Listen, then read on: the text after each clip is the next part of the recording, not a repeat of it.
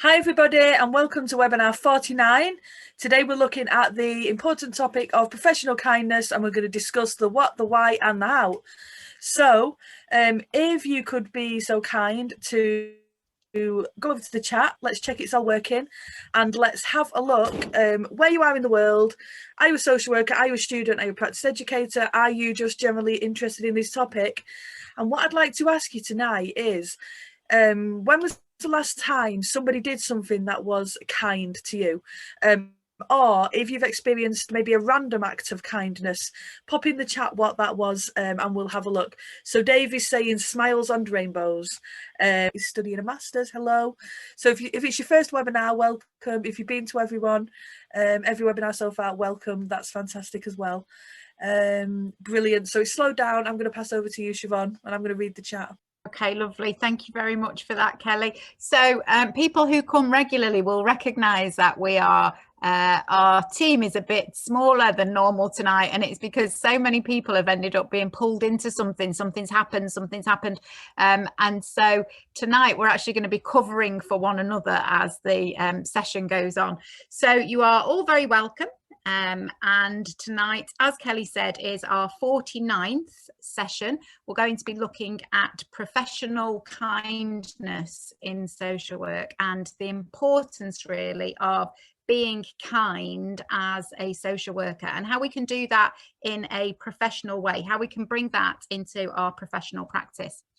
And I suppose the first question is that last week in our webinar, Caroline Aldridge took us through values-driven practice. And we started to talk a little bit in the chat about what was the difference between value, ethics, virtues, what were the difference between those things. And I suppose kindness really is what we would describe as a virtue. It's a nice thing to do. It's a nice thing to be. It's not really a value of social work. It's much more of a virtue, something that we do as individuals. And I suppose the first question is, well, should we be theorizing these virtues, or, you know, kindness and compassion? Aren't they surely just things that we should do? And we don't need to develop a theory around them. We don't need to call it professional kindness. It's just about kindness. But actually, the reason that we put tonight's webinar on and we're thinking specifically about kindness in social work is we don't read much at all about kindness in social work textbooks. And yet actually kindness is really important. What I want, and I'm going to, I suppose, conclude tonight by how I'm going to try and take this forward. But what I'd like us all to think about is how often do we talk about using a kind approach in what we do? How often does the word kindness come into our thoughts about the work that we're doing, our intervention strategies? How often do we talk about kindness within supervision, for example? Is it there? Is it on our agenda? Or is it something that is actually just falling off the agenda? And if it does, then that can be problematic, I suppose. So what we're going to do is we're going to use the framework that you know I use for everything: what, why, and how. We've talked about this in so many webinars. There's so many, you know, there's a video on the YouTube channel about this whole framework and why we use it. But the importance of thinking through what, why, and how in social work should not be underestimated. So because that's my basic, if you like, problem solving framework, that's what we're going to use for tonight. We're going to look at what do we mean by professional kindness? So what's it all about? We're going to look at why kindness is important in our professional practice, but we're also going to look at why we struggle with kindness in social work too. And then we're going to do well, okay, so how can we do it? So how can we make sure that kindness permeates our practice? But I also think it's important for us to think about how can we work effectively in environments which aren't professionally kind? And there are social workers who are employed in environments that aren't professionally kind. I know that there are students who are on placements that are not professionally kind environments for them as students. So we're going to look at that as well. So how do we work with that? So we're going to look at a what, why, and how. And at each time we move into a new question, there's a slightly different image, and I want you to just get hold of what is it that's joining the images together for tonight. So there is something that joins the images that we're using through the slides tonight.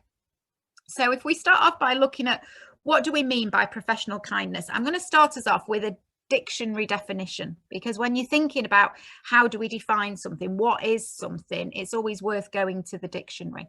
And in the dictionary, kindness, you don't get professional kindness in the dictionary, do you? You get kindness. So kindness in the dictionary is said to be the quality of being friendly, generous, helpful, caring and considerate towards other people, or an act showing this quality. So you can have a kind act, or you can be kind in yourself. And when I read that, it took me right back to being a student on placement, did a direct observation. And I remember coming out of this direct observation and my practice educator saying to me, you've got to be less friendly towards people. And I just remember, I mean, this is 32 years ago and it still sticks in my mind the way she said it. You've got to be less friendly. You're not people's friend. And I really struggled with it for a while, and I do think she was wrong. I think you can be friendly without being somebody's friend. I do think that there is a boundary. We're not friends to service users. We're there because there's a purpose to our work. There's a reason for our work. And if we think of ourselves as a friend, then it breaches lots of boundaries and it brings lots of issues into place. So I do understand what she was saying on that level, but I think we can still be friendly towards people. So I suppose we can take some of that dictionary definition of kindness into our practice. But to think about what professional kindness means, there's very little written about this, as I said, in social work, but there's a lot written about professional kindness now in healthcare and in the world of business and industry. So a lot of the quotes, a lot of the references that we're using tonight, I know Kultuma and Di will send out the resource email to everybody that was here, and the references will come out to you for those people.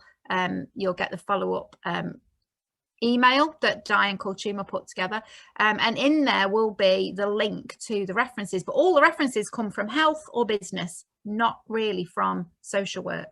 So this first reference, this is taken from the world of business, and this is Fox says that professional kindness is a balancing act. It's a balancing act of mindfulness and empowerment.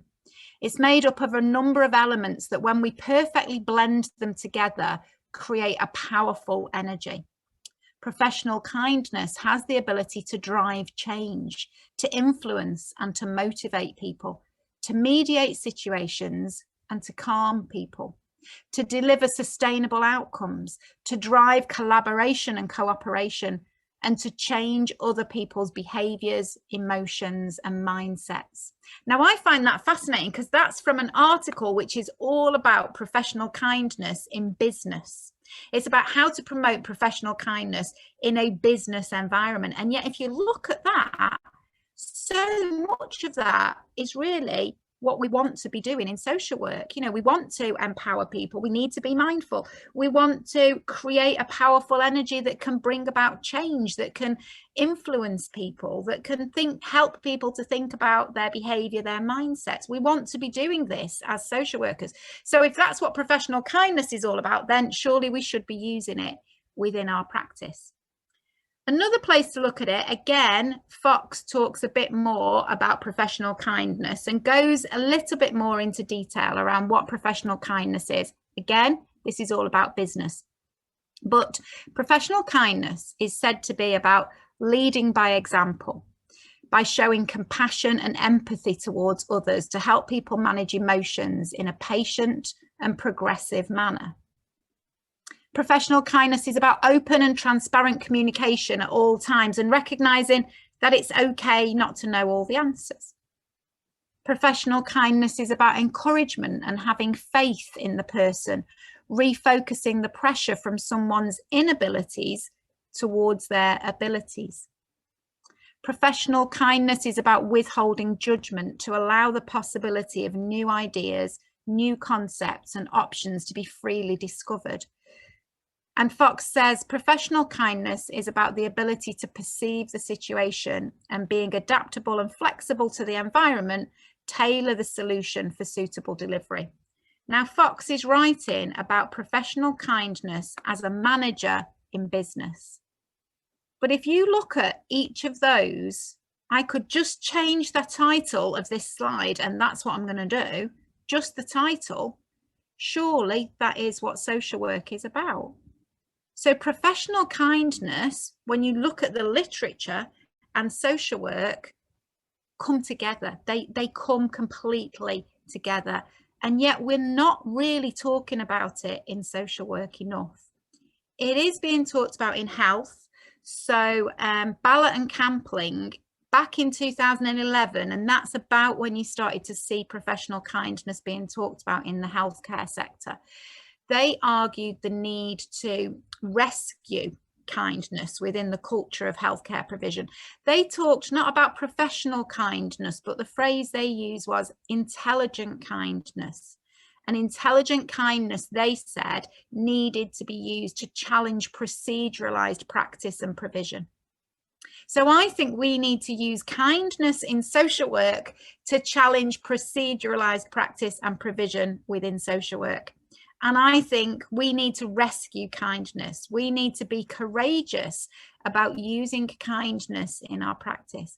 We need to feel, as students, those of you who are students, need to feel able to talk about your use of professional kindness in your practice. You need to be able to feel that you can talk about that. Maybe you can reference that in an assignment. Maybe you can talk about it in one of your reflective assignments. Because whether we call this professional kindness or intelligent kindness, essentially, this is about us being kind to the people that we support, to the people that you work with, and being kind to yourself. And actually, if you look at each of those three, if you look at being kind, the people you support, so sometimes we would call those people service users, but I think that's not a very kind phrase, so I try not to use it where possible. The people you work with, your colleagues and yourself, actually, they're all one and the same, because there is no us and them, there is only we. You know, if you've been to previous webinars that I've talked about my experience of being a user of social work services. Many of us hold those dual hats of being both someone who receives services and provides services. And so all of this is just about being kind. So that gives us a bit of an introduction into what we mean by professional kindness. So let's take a bit of a look at why kindness is important in professional practice. Now, one of the reasons that this webinar follows on from the webinar last week is because we've had 2 weeks of webinars where people have talked about their lived experience. So we were joined by Ian, the Samurai social worker, who took us through his whole experience through the mental health service. And he posed a question to us: how could you make me feel safe in that situation? And then last week we were joined by Caroline Aldridge, who talked us through her experience of becoming a bereaved mother and the services that surrounded that. And both of those webinars really, and the planning for those webinars, made me realize how important kindness is. So my response to the Samurai social worker, how could we help people feel safe in that situation, is we can provide kindness. And actually sometimes there's not much more that we can provide, but we can provide kindness. And that's why kindness is important. On the desk in front of me when I'm at home, I'm not at home at the moment, but when I'm at home, that's the view that I would have if we were sitting. I'd be looking at my laptop, and above my laptop, I've got lots of little things stuck on the wall in front of me, and that's just one part of the wall in front of me. And you might recognize some different things on the wall there. But I'm going to just zoom into what sits in the middle of that photograph. And that's why you're only seeing part of my wall, because it's what sits in the middle of that photograph. And it's a quote. Last week, Caroline told us about the postcards. And I know a few of you ordered the book that Caroline had and probably have some of the postcards with that now. But this is a quote taken from He Died Waiting. And Caroline actually used this in her webinar last week. And she said, love like compassion, are human necessities, and they keep us in the realms of kindness. So while I was off poorly, the team pulled together a webinar on love in social work that if you weren't at, you might want to watch back, because love and kindness, I would talk as well about professional love. We know that the Care Experienced Conference, for example, they had 10 things that they wanted, 10 kind of statements, 10 things they wanted to see in the care system, the Care Experienced Conference that was held at Liverpool Hope University. And it was the first of its kind. And number one on the list of the 10 things they wanted to see in care was, we want more love in the care system. And love and kindness really matter. They're really important. So I posed this question, why? Why is professional kindness important?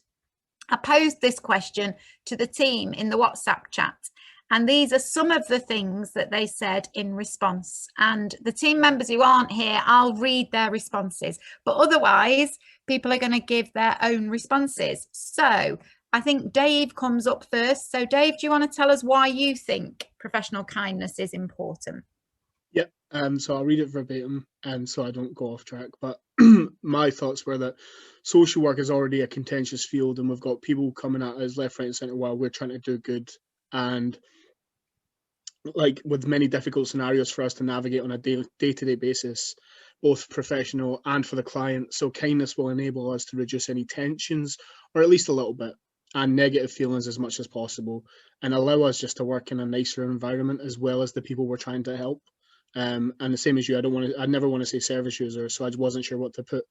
But I think keeping kindness at the heart of everything we do, because we all have bad days. So if we have kindness at the heart of everything we try to do, hopefully it will help us avoid those awkward situations. So. Okay, fabulous. Thanks, Dave. And then Chris, do you want to tell us why you thought it's important?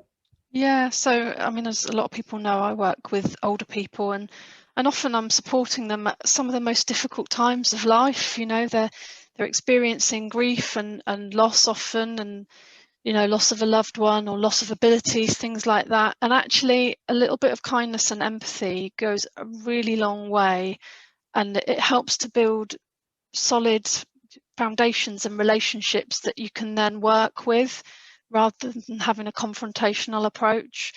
And actually, you know, people really appreciate that when they're going through really tough times.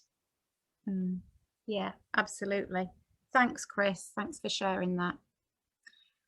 Then we've got two of our team members who haven't been able to be here tonight, but that's why we have a big team so that this can happen. So Nicola said this. Nicola said, kindness is important in professional practice because it's the foundation for building a supportive and understanding relationship. It promotes non-judgmental practice, and it reminds professionals to consider lived experience. And I know Nicola works with young people through adolescence, and sometimes social workers say that they can be sometimes some of the most difficult people to engage in relationships, and kindness is the key to opening up those relationships. And then Di, who I think is in the audience tonight, but isn't on camera with us. So I don't know, I can't see the chat, but if Di's there, she'll probably say hello in the chat. But this is what Di said around why professional kindness is important in practice. So Di said, I think we need to extend kindness to everyone, the families we work with, and also our work colleagues. Treat people with the respect and empathy that you would like to be shown to you. I love what Di said next. Before you send the ranty email, and I've definitely wanted to send a few ranty emails at times, haven't we all? But as Di says, before you send that ranty email, consider whether the person it's for might be having a bad day, and whether that email could be the tipping point for them. In general, a smile, a positive comment, and a warm gesture are all ways to show kindness to others. So that was from Di and Nicola. And then what about Kulchuma? If you can tell us why you think it's important, Kulchuma. Yeah, so mine is about showing professional kindness, similar to Di's, because we're not always sure what's going on in somebody's life. And that was further embedded because many of you might have seen the posts on various social media platforms about a young person who'd gone into school after finding out someone close to them had died. But they went to school late and the teacher went to speak to them, have a bit of a harsh word. And then the person turned around and said to their teacher, well, you know, such a person has died and I didn't know what to do, so I came to school. And that really hit home, especially that I'm doing my placement at school in a school as well. And I feel like it's so true. We don't know what's going on in their lives, and there's so much turmoil going on in people's lives that we've got to be really mindful of it. And, you know, like Chris said, you know, that little bit of kindness really does go a long way. Yeah, absolutely, Karthima. Thank you. Thanks for sharing that. And then Becky, do you want to share your why? Yeah, I just thought I'd touch on the fact that I think you don't come into social work because you don't like people, really. And I don't think you come into social work if you haven't got a natural mannerism around yourself. So I was just thinking about the fact that, you know, there's so much training, and you might think that you've got all the necessary qualifications to support those individuals. You might have everything else in your toolkit, but I just don't think that you can be taught to be kind. I think it's a natural ability. So I just kind of, you know, was thinking about that in my approach about being kind, and your approach is essential, because I think I've just started a new role within child protection, and, you know, the hostility that sometimes you met, the suspicion that you met with from some families, you know, is rightly so in some cases. But I think just knocking on the door with a smile, or starting, you know, the conversation with a smile, that could leave quite a lasting impression, really. So I think, you know, that kindness is in all different forms, isn't it? But I do think it's a natural ability that we shouldn't, you know, lose sight of, really. Yeah, thank you. Thanks for that, Becky. Okay, and then if we go to Ngozi now, Ngozi, you had so many ideas. You put such a lot into our WhatsApp group that I had to cut it down a little bit, Ngozi. But if you want to tell us about your why of kindness, that would be great. Yeah, I think kindness is instrumental in building professional relationships. It can be used as a powerful tool in carrying out strength-based assessments and intervention. I mean, that person you are dealing with is a human being, is a person. And so the way you relate with them, without kindness, it may, you know, you might not achieve a reasonable outcome. And the response to that kindness, it's the way that you portray kindness to someone. If you are hostile, then it's kind of like breaks down everything. So kindness increases self-esteem, empathy, and compassion, and can increase the sense of connectivity with others, all of which will enhance relationships. So it also leads to, like I said, it will lead to a positive outcome. Without kindness, then be ready for a crash or whatever. But yeah, I did write quite a lot and have acronym for kindness, which is not there. And I'm just going to quickly chip in that with the acronym: knowledgeable, inspirational, nurturing, dedicated. The N, I have two words for N: non-discriminatory, non-judgmental. E for empathetic. S, selfless. And to cap it all, servitude. You have to humble yourself and show kindness to people, no matter what you know or what qualification you have or whatever. But in social work, it is very, very essential. Thank you, Ngozi. I did really like that kindness that you came up with, an acronym. So if you could put that into the chat, I think people would probably really value that. And also we'll make sure that that goes out in the follow-up email as well, Ngozi, because I think what you came up with there for kindness was really good. Thank you. I'm just going to mute myself. Okay, so then is Kat here? Kat had to dip out a bit earlier, didn't she? But she's not been able to come back. Okay, so I'm just looking at the team and they're shaking their head. Okay, so Kat said this. Kat said, kindness is about showing respect. It's a degree of understanding and compassion for those whose lives we come into contact with. People who are usually at crisis point and need to be able to trust and feel secure in opening up and making us part of their journey. Without this, we wouldn't be able to make secure bonds and good, lasting relationships. So that's what Kat thought.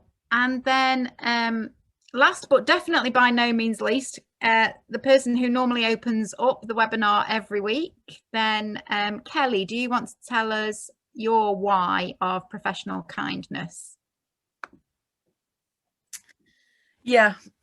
So for me, I think kindness is one of the most basic, like fundamental things that you can do for another person. And it's the foundation for me of all the other things that come after that. Similar to what Kat said, really.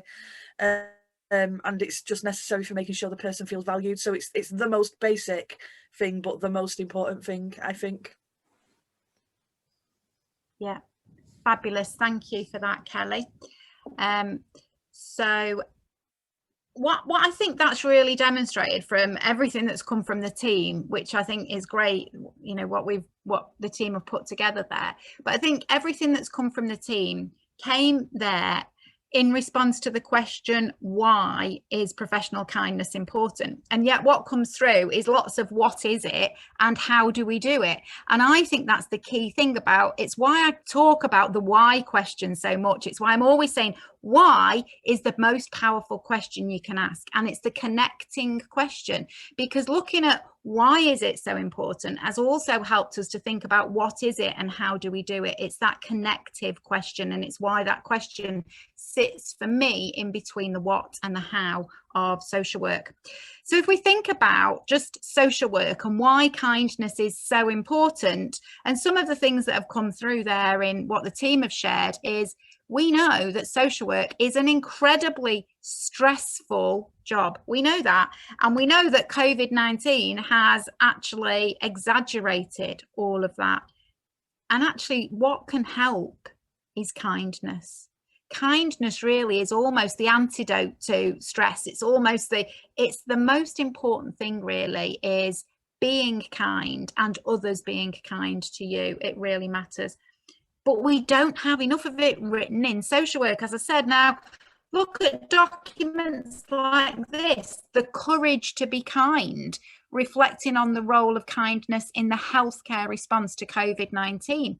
You know, this document talks about the opportunity that we have to deliver relational services. This is in a document about kindness. See, what's come through and what the team has shared is how important kindness is in relationship-based practice. So, you know, I talk about approaches and I talk about models and methods. One of the methods of relationship-based practice has to be professional kindness. It's a key method for relationship-based practice. It's all about relational practice.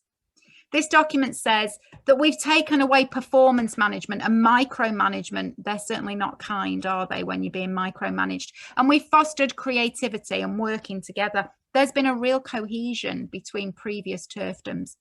And the document says we need to celebrate the really good stuff that's happened and build a better society. But the key thing I want you to recognise is this document is all about kindness in healthcare. When have you ever seen a document that talks all about kindness in social work? We're not seeing that, and we need to start to see it. This is a quote taken from that document. It's important to be kind to staff. Otherwise, they won't have the reserves to bring that into their work and their interactions. If you have staff that are being looked after, this will permeate into how they are with people. This matters. It really matters. Why we do it is because it actually helps relationships, it helps everything that we do as social workers. But let's reclaim it. There's so much about kindness in healthcare. So, you know, in nursing and other healthcare, they've written a lot more about kindness and compassion as well, to some extent. You know, Caroline told us last week that there are requirements around compassion in the standards of practice and codes of conduct for healthcare professionals in the nursing and midwifery standards, for example.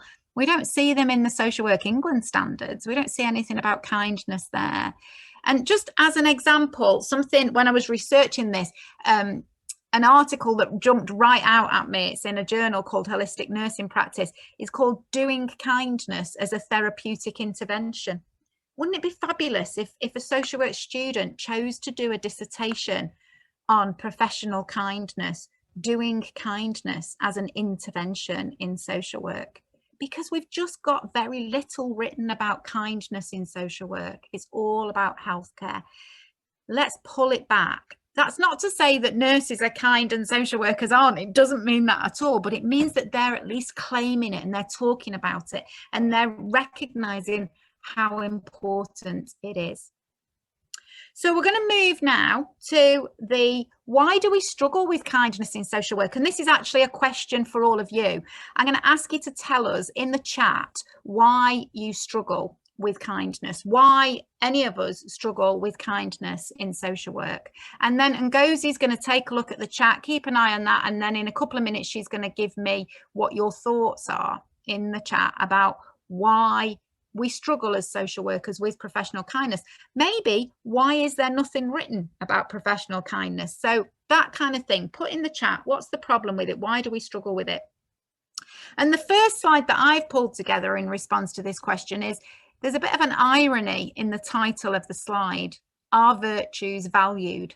And that's because, as we started off by saying, there's often a confusion between what's a value and what's a virtue. But virtues like kindness and compassion, they were the foundation, really, of the social justice movement.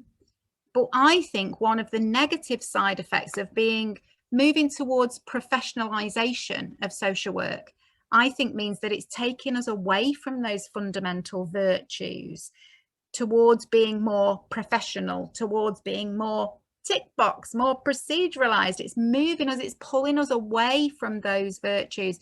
And what I'd like to see is that stick person in the middle being able to hold both the virtues and the professionalism, you know, holding both at the same time. But at the moment, I think we need to reclaim it. You know, we really do need to make a reclaim of kindness in professional practice. It is fundamentally linked to social justice. It's fundamentally linked to anti-oppressive practice. And it should be core in all of our social work interactions. I found it really interesting earlier when Becky said, I don't think you can be taught kindness. And I think I'd probably agree, actually. I think you can't teach, you have to have kindness at your core. You've got to have some compassion there. But what I think can happen is I think we can be helped to develop it.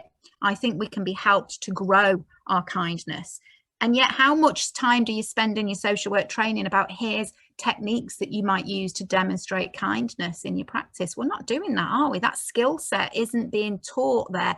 And I really feel like we desperately need to develop the skills that we need to do difficult things with kindness. You know, Becky was talking about her new role now that she's qualified in child protection, and in child protection and other areas of social work, we have to do very difficult things, but we can do them with kindness. Sometimes when we're working in mental health, we have to take away somebody's liberty, but we can do it with kindness. How do we do it with kindness? That's what matters in social work. Harry Ferguson's research, now I love Harry's research and he's been a guest of ours in the past, as you know, but he consistently illustrates the kindness of social workers in his practice. But he has argued that social work operates within such a deficit culture that social workers don't recognise the value of their kindness, because we spend so much time looking at what we're not doing well and what we need to change. They're not recognising the value of kindness.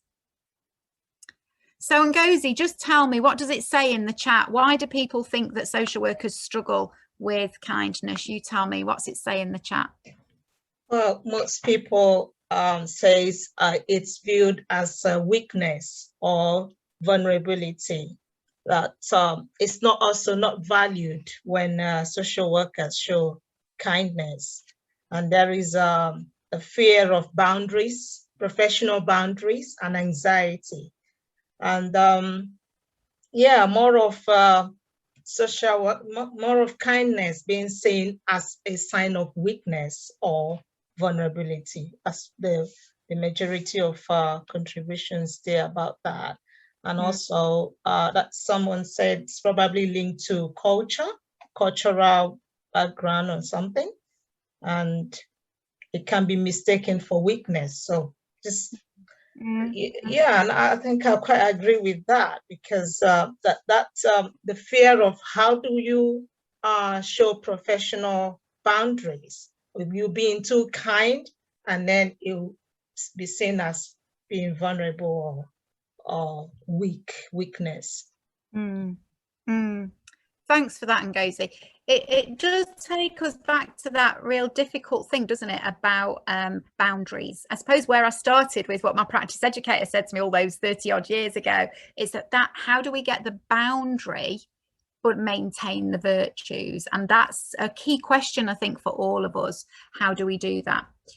I wonder as well, and it's interesting, Ngozi, that it didn't seem to come up in the chat, but one of the things that I think can really impact on our ability to be professionally kind, and we linked earlier to social work and stress and the connection between them.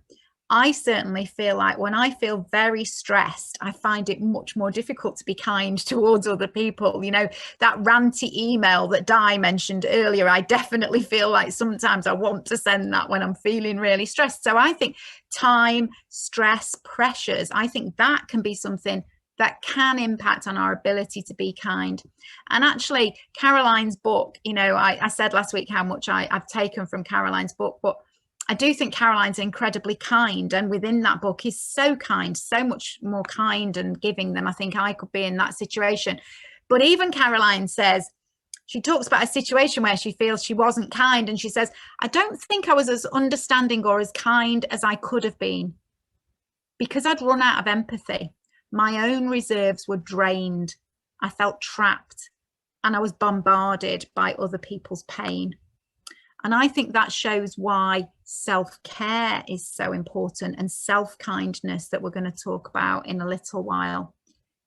So I think the reasons why we can sometimes struggle with kindness can be very complex and very layered, as you demonstrated, Ngozi, but I think that's really interesting that it's seen as a sign of weakness and vulnerability. And, you know, how bad is it that we see a basic human virtue as a sign of weakness? And that means that's, for me, a huge change in social work over the 30 years that I've been involved in social work. Okay, so let's move on to how do we make sure that kindness permeates our practice and that our practice is full of kindness. Kulchuma talked earlier about being on placement in a school. I've been practice educators to students on placement in school, and that's where actually I first came across this mnemonic, which I think is used a lot in schools, and it's based around the word think, and it's about think before you speak. So before you speak, think, is it true? Is it helpful? Is it inspiring? Is it necessary? And is it kind? I think that's lovely as a before you speak, think. I can't attribute it because I don't know where it comes from. You just see it all over the place, but it's used a lot in education, I think. But I'm going to take us into, okay, let's have a look at, if that's before you speak, think. I'm going to say now, before you act, think kind. So before you act, keep the person at the center of your response. Think about your immediate response, and is your immediate response the right one in this situation? And then think about, what does the other person need from me? What do they need? Even in situations where they might be being aggressive, possibly, or they may be being conflictual. but what does that person need if they're shouting at you at that time, or if they've just sent you a ranty email? What does that person need? Do they need to be heard? Do they need to be accepted? Do they need to be validated? What do they need? And don't discriminate. And actually this was pulled together out of our group's WhatsApp group. This was what the team came up with as kind. Keep the person at the center. Think about your immediate response. Is it the right one? What does the person need? And don't discriminate. And that's how we can think about being kind in our practice. Remember the Maya Angelou quote. It's the most relevant quote. It kind of pulled out in every aspect of social work. But, you know, she said, and it's completely true, people will forget what you said. They will forget what you did. But people never forget how you made them feel. And that's why these basic virtues really matter, because that is going to stay with somebody for the rest of their lives. They might forget exactly what you said. They might forget exactly what you did, but they will never forget how you made them feel. And that's why kindness really matters. In trying to develop a bit of a theory around kindness, and I'm not there yet, but, you know, trying to think about it, this is what comes through when you look at kindness in a theoretical sense. It's all in philosophy. There's quite a lot written in philosophy about kindness. So, you know, if anybody does want to do that dissertation, there's plenty of literature out there. It's just not from social work. But this is something I've pulled together about looking at what philosophy says is the difference between being nice and being kind. Okay, so being nice is not wanting to rock the boat, but being kind is being willing to rock that boat and make those waves when you need to. And that's what social workers need to do. We need to rock the boat. We need to challenge. We need to, you know, Prosperity Adams' 4D2P model, which we love, of anti-oppressive practice, is all about disrupting things. You can disrupt something and still be kind. You can rock those boats and still be kind. Being nice is being most concerned with not upsetting someone, but being kind is being most concerned with doing what's right. Being nice is all about trying to climb the social ladder, but being kind is about lifting someone else up that social ladder. Being nice is being afraid to speak up when you witness unkind behaviour. But being kind is being ready to speak up and take a stand against that unkind behaviour. Stand with the person experiencing that unkind behaviour. Being nice is being worried about being liked, but being kind is being worried about being kind. Being nice is just a surface thing, but being kind is deep. You know, all this stuff, I see people have like t-shirts that just say be kind on them, as if it's like a bit of an order, you know, just be kind, as though it's something that you can just do. Actually, sometimes you can't just do it. You know, in social work, being kind can be very complex and very layered, because as I said earlier, sometimes we're doing things that are not particularly kind, but we can do those in a kind way. We can do difficult things in a very kind way. Being nice is easy. Being kind is complex. The other thing to just be aware of is, you know, things can be nice, but only people can be kind. And we are people working with people. It calls for kindness. I loved what Ngozi said earlier about it brings connectivity. You know, we call these webinars the Connect webinars because connection is that fundamental thing in social work. It's so important.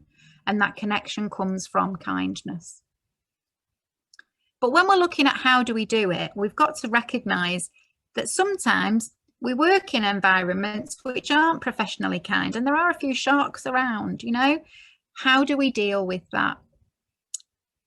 The quote that I think I have learned the most from in Caroline's book, and it follows from last week, and I suppose I keep quoting it, but it is really the only book that you see anything written about kindness in social work. But this is a paragraph that just has stayed with me so much, and I'm using in my work such a lot. Caroline says, there seems to be a prevailing philosophy of expecting social workers to just be robust enough to cope with whatever the job requires. So it's unsurprising that the burnout rates are so high. Apart from impacting negatively on the retention of experienced staff and being morally questionable, This attitude influences the way that practitioners work with those people who need services. Emotionally barren organisations set the tone for chains of poor emotional literacy. Leaders need to role model sensitive and attuned practice if they want their staff to treat the people who use services with respect and compassion. Now, the thing that really jumped out to me in this was emotionally barren organisations. And I've got to say, I've worked in a few emotionally barren organisations. And what we need to do in social work is we need to have emotionally rich, or perhaps Caroline was talking to me about, she felt maybe the opposite of this was emotionally fertile organisations. How do we bring that about? So this is the advice that I've given, just at some of the advice that I gave to managers in a recent session where I was delivering some training on how to promote reflective conversations to managers. And this is what I said about promoting reflective conversations in a kind way. I said, keep the focus in reflective conversations on what went well and what people can continue to do well. And I do think, and we've talked a lot about them in these webinars, that component models of reflection help more with that. Those basic process models that they teach you at university always end on what didn't go well, what will you do differently next time? And it means that it leaves a flavour in your thinking about what didn't work. We need to leave the flavour around what did work, what is going well, and keep that flavour there. If we do include what didn't go well in the discussion, never end on a negative and never end on what should be done differently next time. Provide lots of positive feedback and commit some of that to writing. Encourage team members to give one another positive feedback and buddy people up for reflective conversations. But rather than critical friendships, which we talk about in social work quite a lot, maybe try to help people to develop supportive, kind, positive friendships in the workplace. So this is my advice to managers. Going back to looking at business, we started off with professional kindness and all of the writing around professional kindness coming from business. If we go back to business, this is what I think it's pronounced Liebenguth says we should all of us do to promote kindness in our workplace. Now take a look at this and think about, what can I do? What of this can I do tomorrow? Slow down when you come into the office, maybe when you're sitting at the kitchen table, because that's where we are at the moment, but you know, just slow it down when Teams comes on. Say good morning or hello to colleagues more often. Smile when you do it. Smile at a colleague every day for a week and notice what happens and how you feel. Be considerate. If you're making yourself a cup of tea, ask other people if they want a cup of tea too. Be more vocal in your praise. Pay a different colleague a compliment every day for a week and notice the effect it has on you. Engage your ears. So when you ask colleagues, how are you? Stop and listen and be interested in how they really are. And it only needs to take a few minutes. Help a colleague when you can. Pay attention to those around you and try and notice if someone is stressed or under the weather, or if they're aiming to meet a deadline or prepare for a particular thing, or they're struggling with staff absence. And her advice continues into make time where you can to write a personal thank you note or email or gesture to a colleague to show them that they're appreciated. Make time for colleagues every week, maybe go out for lunch and talk about other things than work with your colleagues. Show appreciation. So complaining is easy, but how about taking some time at the end of each meeting to highlight positives about all the people in the room? Or for example, you might say, I appreciate how you really listen to other people, or I appreciate how you ask helpful questions rather than telling us what to do, or I really appreciate you follow up on your action points and you do what you said you were going to do. Wish someone well throughout the day. So it could be the same person or different colleagues. So you bump into someone making coffee or on your way, seize the moment and take just a few minutes to wish them well. Wish them a good day or a good afternoon. Notice the effect and how you feel. There's research on kindness that says in the workplace that people offering kindness often feel better than those receiving kindness. When you are kind to others, it makes you feel better about yourself. And that's helpful. So that's advice that you might be able to take. We might be able to adapt it into our workplace. But definitely, one act of kindness creates a ripple in the workplace, and that impacts on the whole workplace culture. And I wonder if earlier when we were talking about what was in the chat about what stops us, you know, why we can struggle to provide kindness sometimes it can be about the workplace culture. It's not about an individual culture, it's about the workplace culture. And how do we change that workplace culture? I'm going to go back to Caroline for my final quote from Caroline, linking us back to last week, where Caroline says, if I could change just one thing, it would be an increase in kindness. If we were all kinder to each other and we tried to understand that with only a few exceptions, people just basically want to do the right thing. We're all capable of making wrong choices, and we're all capable of being good people who do bad things. All of us. Whether we're a senior executive, a frontline practitioner, a family member, or someone who uses services, we will mostly be doing our best. That should say, I've just realized there's a typo there, it should say best. Yet we will sometimes make poor judgments or act in ways that we feel ashamed of. Then, human nature being what it is, we end up to find ways of justifying or minimizing our errors. And if that doesn't work, we start to blame someone else.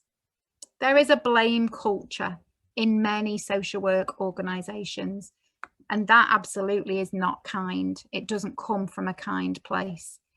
We need to be kind. We need to challenge that blame culture. But that kindness starts with ourselves. As I said, the more we're kind to others, the more we'll feel good about ourselves. So Dave, are you going to take us through this slide that you've put the image together for us here? It's all about being kind to ourselves, Dave, isn't it? Yeah. So Siobhan and I had a little chat about self-kindness and how it's important for us to be kind to everyone else. But if you're not kind to yourself, how can you be kind to others? You know, if you're worn out and not realizing it, you're going to take out on others. So these were, this came from another thing that we had found, but it highlighted 3 points on like why self-kindness is important, and just how to go about it, really. So there's that whole part in our world. Obviously, Siobhan's saying social work doesn't have much writing on kindness, but just researching into it and finding new ways of how to be kind for yourself. So some people will use mindfulness, but I cannot stand mindfulness because why are you sitting on the floor with your legs crossed? I mean, but I will go a walk up the mountains and other people will call me crazy for that. So I think there's a little bit in there about researching what kindness can be and how you can make it work for yourself. Identifying your own points of strength and resilience, as well as knowing ourselves, how to be nice, caring, kind, and how to use self-kindness should help in practice. And as you can see, I've drawn a little guy with a big smile and a cup of tea. So those things lead to smiles and a happy life, which in turn will resonate onto other people. So these 3 points are: 1, self-kindness above all allows us to care for ourselves as we would other people, which in turn becomes cyclical if you're thinking about social work practice, because if you're kind to yourself, as I say, you'll be kind to others. 2, recognizing our shared humanity and our shared experiences. It just allows us that moment of connection. So even if it's that stopping to allow another colleague to vent about the rubbish day that they've had or a difficult decision that they've had to face, that is kindness in itself, and it allows that feeling of respect and trust and mutuality, and it develops relationships, which is an act of self-kindness in itself because you're making friends. And the third one, being real and honest with yourself about where you are in life. Now, the wording of that's a bit vague, but just highlighting and going through self-reflection, as all social workers know how to do. Whether they know how to do it well or not yet, I don't know. But doing that with yourself regularly allows you to realize where you are in your professional world, where you are in a personal element, and allows you to just be real with yourself and not be harsh. So it's easy for us to say, be kind, be respectful, but if you are not keeping an eye on your own progression, how are you supposed to do that? So those are just three points. There's so much more to being kind to yourself and self-care, but these are just 3 starter points. So research, into actual research if that's your thing, but also into yourself. Reflect on who you are and where you want to go and how you want to treat people, and that will allow you to identify where you're going wrong or what you're doing expertly, because you might be doing it really well. And just continuously being aware of your own situation and what's going on around you. Like the recognizing shared experiences thing is so vitally important, because without other humans, what do we have to measure our kindness against? And like, how do we show our own kindness? So without shared experiences, we can't be kind to people in a generalized way. So that was it. We felt it was really important to talk about the self-care and self-kindness, because you're all lovely people and you all have the best intentions at heart to be kind to other people, but you need to be kind to yourself, and it's so easy to let our own needs slide away. So yeah. And someone said great image, Dave. Thank you. I hope that was clear. And yeah, just take care of yourself. If mindfulness is your thing, do it. If it's not, don't do it, because it will make life worse.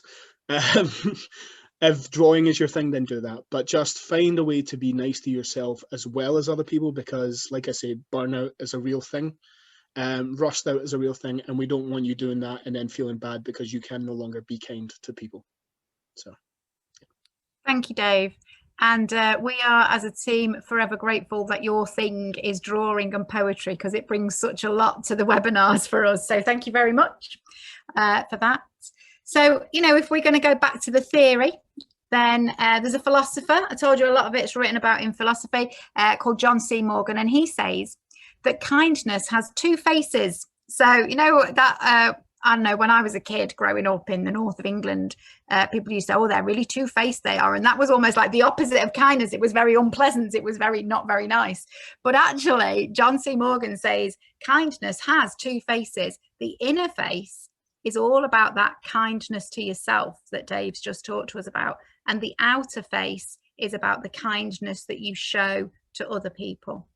So I was thinking, well, the image is a bit like a coin then, isn't it? On 2 sides. So the coin, and it's got a sort of head on both sides, it's got a face on both sides, double-headed coin, I think we'd call it.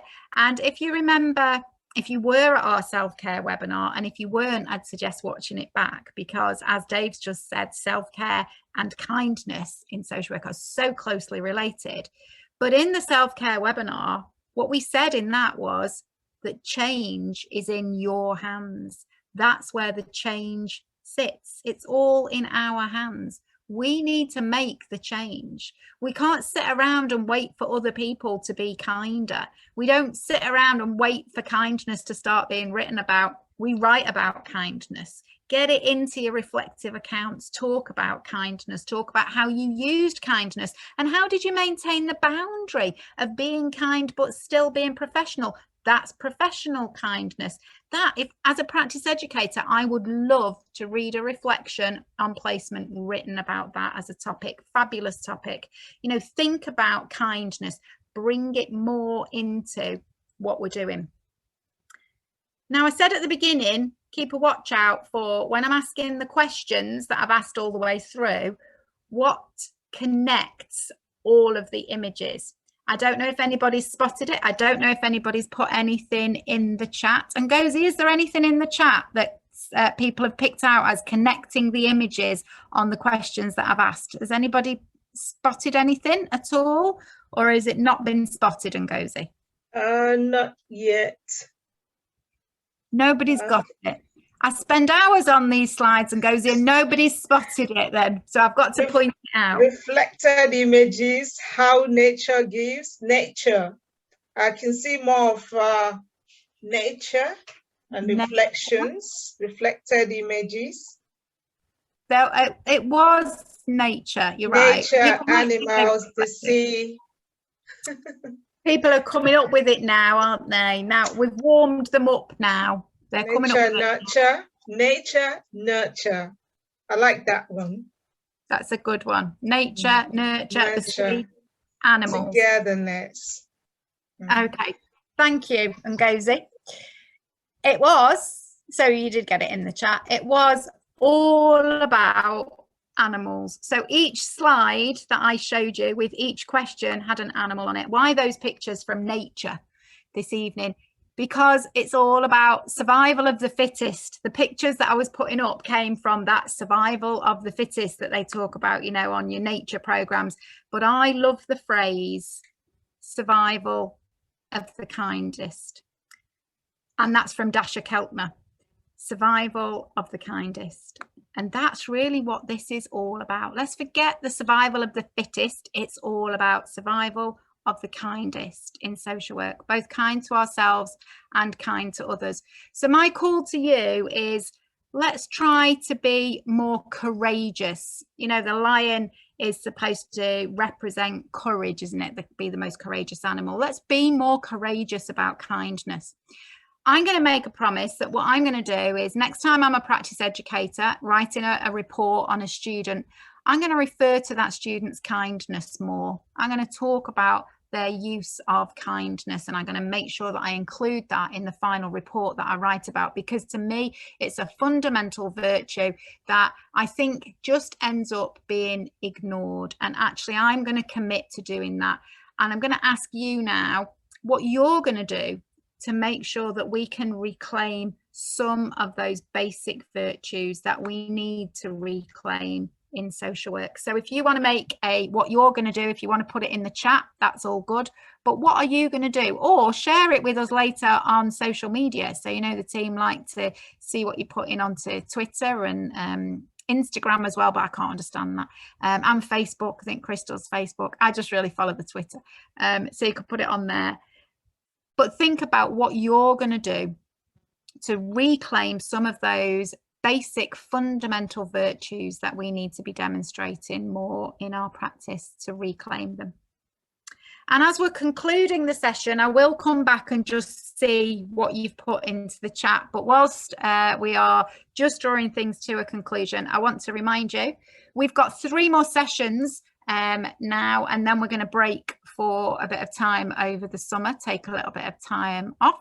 So next week is our biggest session yet. It's our 50th webinar, but we will be having a huge celebration of what social work students and newly qualified workers have been doing during the pandemic.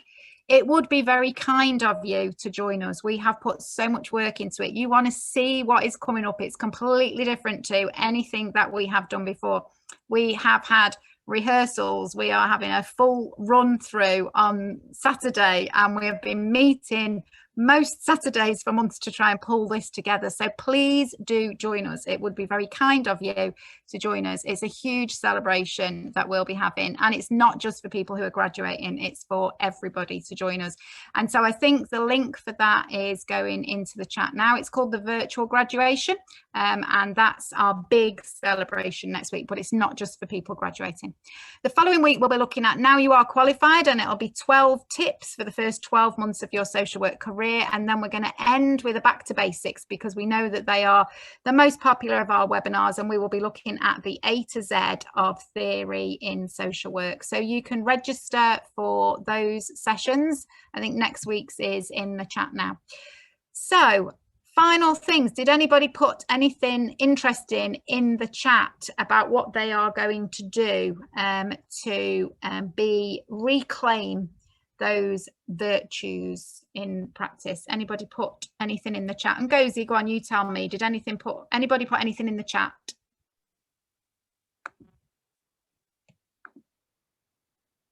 You're muted, Ngozi. You're muted, Ngozi. There we go.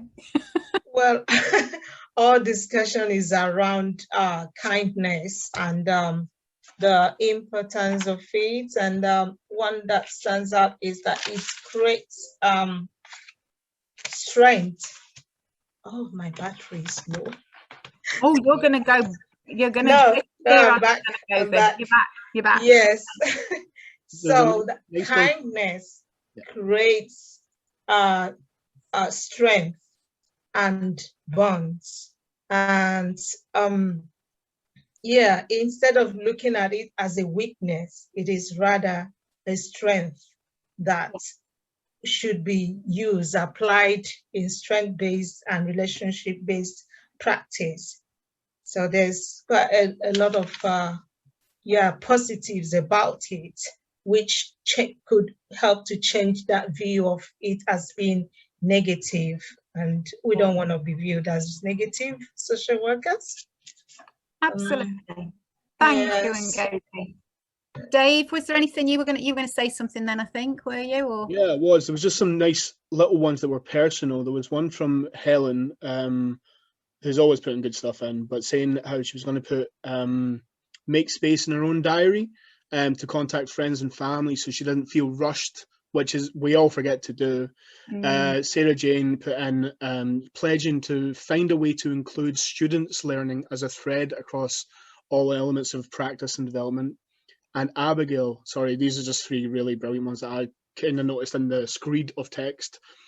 Share the principles of professional kindness with their students, the ASYE and team colleagues. So just everyone really, which I just felt they were worth, there's loads in here, but those were worth highlighting. So fabulous. Thank you. Well, thank you ever so much, everybody. And thank you to our team members who've not been able to get here tonight for various things that are going on for them. And thank you to everybody and good night. Bye. Good night, guys. Oikava.